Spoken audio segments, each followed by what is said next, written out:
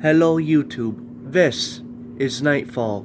Today we will be working on a limited slip rear differential on a 2000 Ford Expedition. This limited slip differential has 355 gears. Notice that the rear differential cover is damp with oil. This is the pinion seal. Notice it's dry so we know it is not leaking from the pinion seal. Here's a better view of the gear oil seeping out of the cover. In this video, we will be showing you how to service the rear differential, specifically this limited slip rear differential. Here we have fully synthetic 175/40 gear oil. 175W140 gear oil. I made a mistake, it's 75W140. Here we have limited slip gear oil additive for the clutches. Here we have gear oil RTV gasket maker to seal everything up. We are currently removing the first bolt where the identification tag is.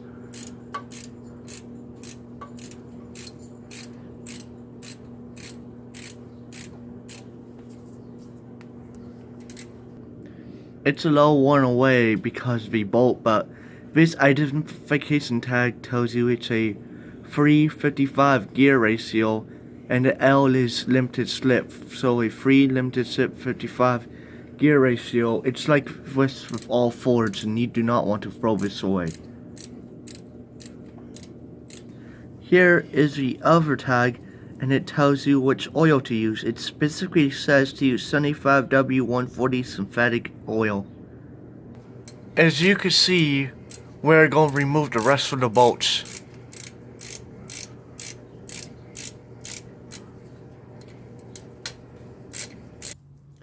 We removed all the bolts except for the one on the top. We loosened it so when we pry it off, when the oil leaks out, the cover wouldn't fall. Get ready for the moment we all been waiting for. We're going to pry it off and you can see all the oil come out.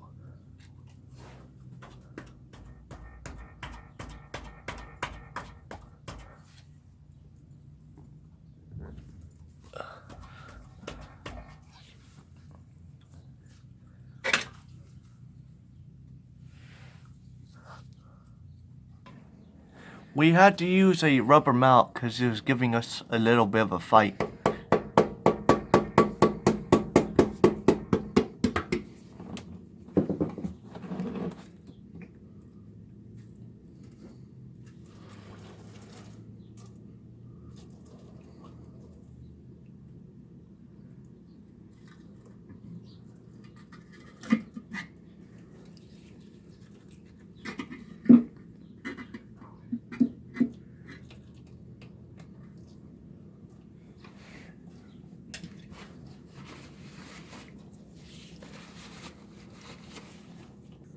Now we are going to remove the cover.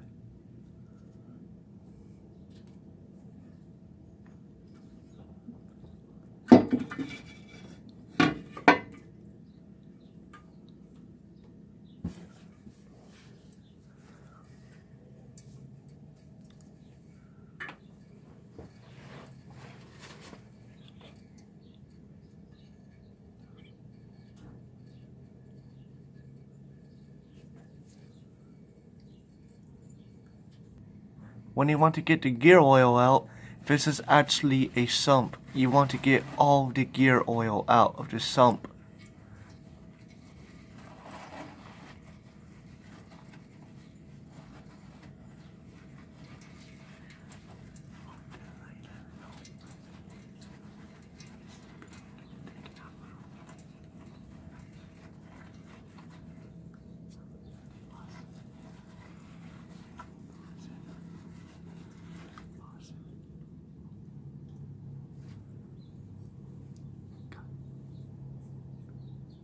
Now we got all the gear oil out, the sump cleaned out, and we're going to clean the mating surface with brake oil.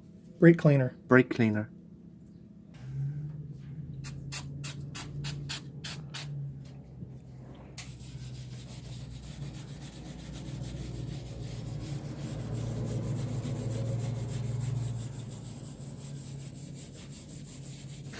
Here's the bolts. They need to be cleaned. Here's the differential cover. We're going to clean that up right now.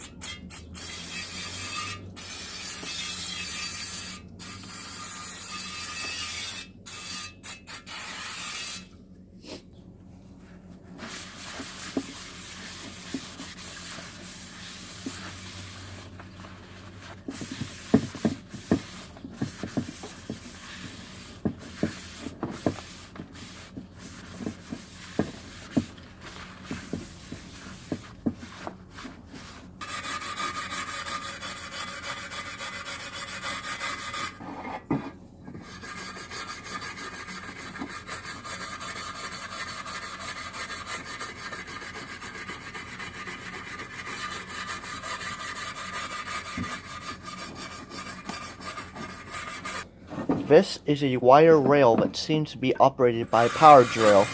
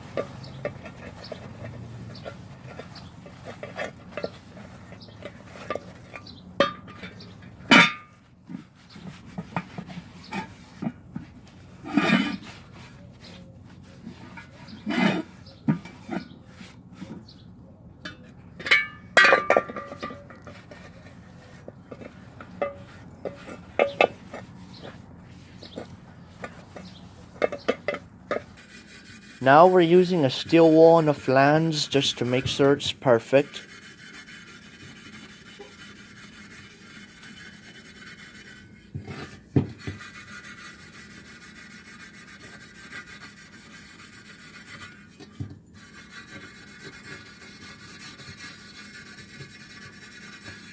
The last step on the cover is to wipe it all down with brake cleaner.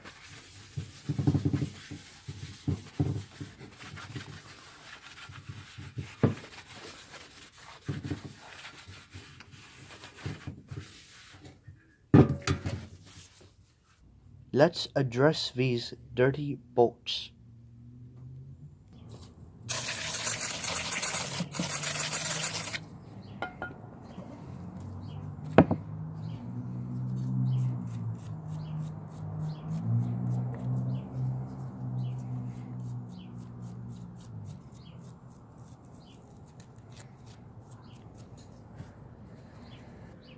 It's important to get all of the RTV, silicone and dirt off of the threads of the bolts.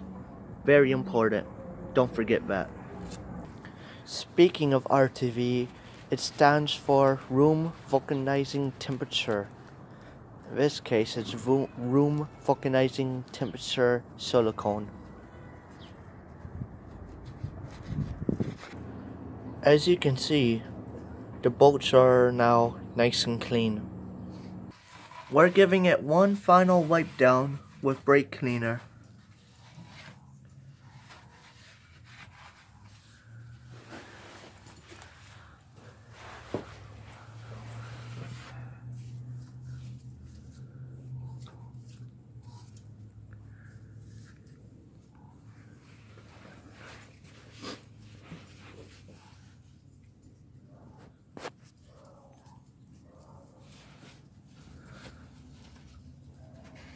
Here's some footage. You could notice how clean the flange is before we assemble it. Notice how clean the flange is on the differential cover as well before we assemble it. We're going to apply RTV silicone that is specific for gear oil. Now we're going to apply it.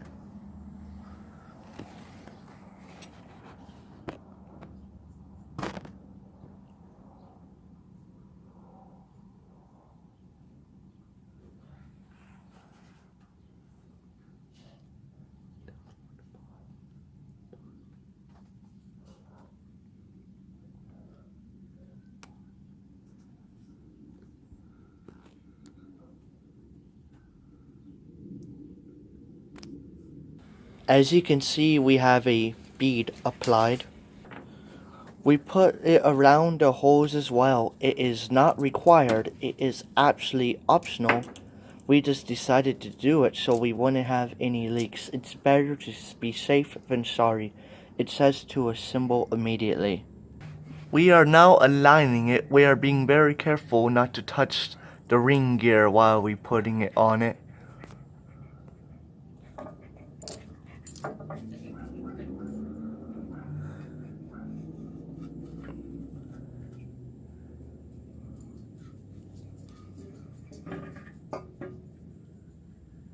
You can say it would help if the user put it on the right way.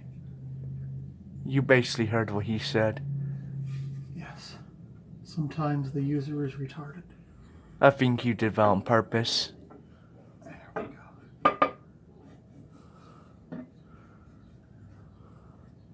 go. I bet he just showed that to you as an example. Do not put it on the wrong way, otherwise you'll have a lot of stuff to pay in the end. You want to get a couple bolts started in there to hold it.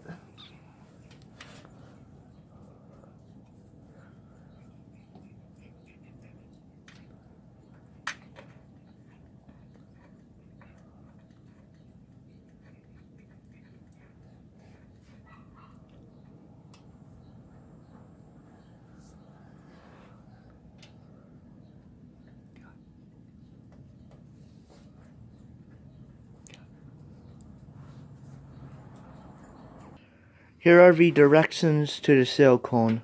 1. For best results, surfaces should be clean, dry, and residue free. 2. Cut nozzle to desired bead size and apply a continuous 1 1/16 inch to 1 1/4 inch, which is 2 to 6 millimeter, bead of silicone to one surface surrounding all bolt holes. 3. Assemble parts immediately. Finger tighten bolts until material begins to squeeze out around flange. Allow to dry 1 hour, then tighten to torque specifications. 4. Allow 24 hours to fully cure before filling with fluids and returning to service. Allow more time to cure in cold and very dry conditions. 5. Replace cap after use. An hour has passed and now we are going to torque the bolts. The torque spec is 33 foot-pounds. We're going to do it in 3 steps.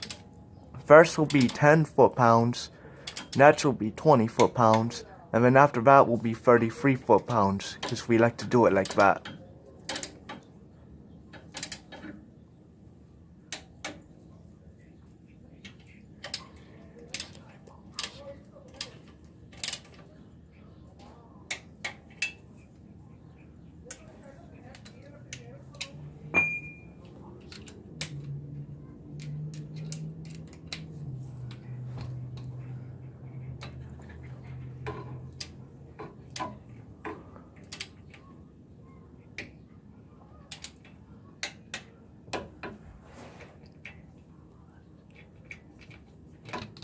We got them all at 10 foot-pounds.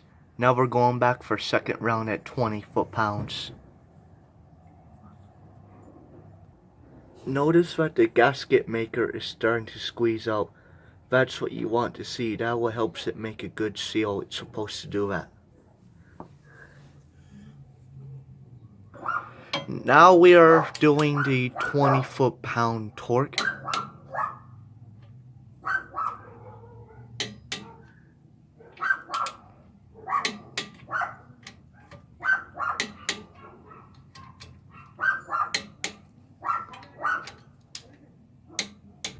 Okay, we got all of the bolts torqued at 20 foot-pounds.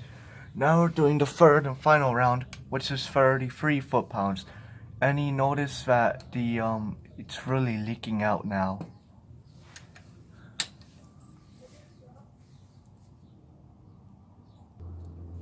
Here is 33 foot-pounds.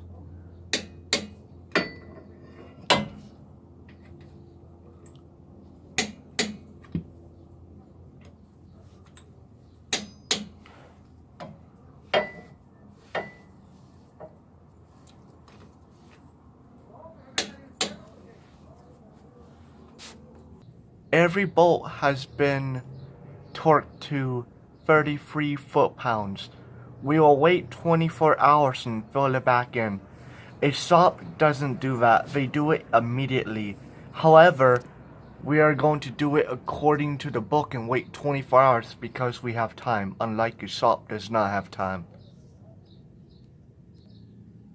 Right there is the fill plug. That's how you fill it.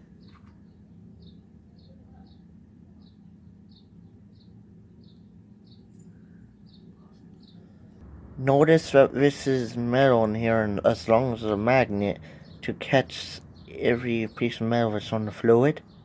All you would do is fill the fluid right there until it starts running out, and then it'll be full.